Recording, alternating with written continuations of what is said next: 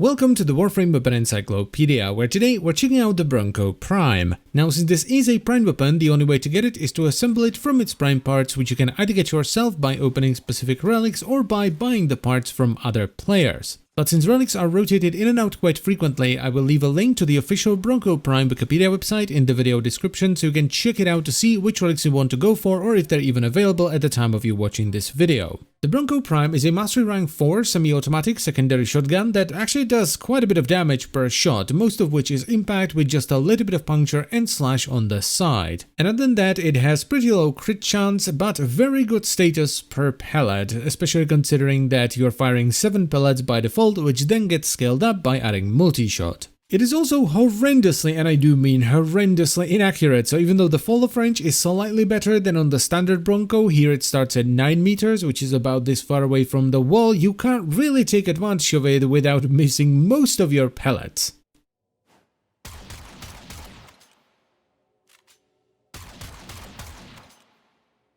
So all in all, the Bronco Prime, while fairly similar to the standard Bronco, is a pretty sizable upgrade. You're getting a lot more damage, you're getting better fall-off, you're getting better status, and while you are getting bigger magazine, you're also getting twice the reload time. And finally, just like the standard Bronco, it also has access to dizzying rounds, which is gonna stun all enemies that are within 8 meters of you when you shoot them, and it gives you a ton of extra status. Some people actually run more of a dizzying rounds focus setup on the Bronco Prime rather than building it for damage, because the stun will open enemies up to finishers, so they will run a ton of utility on the Bronco Prime and then just do damage with the finishers. That is not how I roll though. I run a very status heavy setup that's also running prime heated charge for a lot of extra damage. This way I'm firing almost 20 pellets with each pull of the trigger, and each one of those pellets has over 60% status and does a ton of damage. You can even try and build the Bronco Prime for hemorrhage, so you run hemorrhage and slash, so you have slash and viral, but you do have to bear in mind that while the damage per shot on the Bronco Prime is pretty good, the damage per pellet isn't all that strong, so the slash procs aren't gonna be insanely strong, and you also have too much fire rate to get the double bonus from hemorrhage. So while it will definitely work with hemorrhage, I prefer this setup, which has a lot more punch and it also has a ton of armor stripping. This weapon is actually surprisingly solid. It does good damage, the status is good, it's just that the damage distribution isn't great, but it also has the ability to open enemies up to finishers with a single shot. That's probably the main thing this weapon is going for it, the ability to open enemies up to finishers with a single shot. But if you're not interested in that, it would be better to just max it out and then turn it into the AK Bronco Prime so you get access to Damzavati. So basically the choice is yours. And that's pretty much it for the video. So I thank you very much for watching as always, guys. I hope you've enjoyed it, and I will see you next time.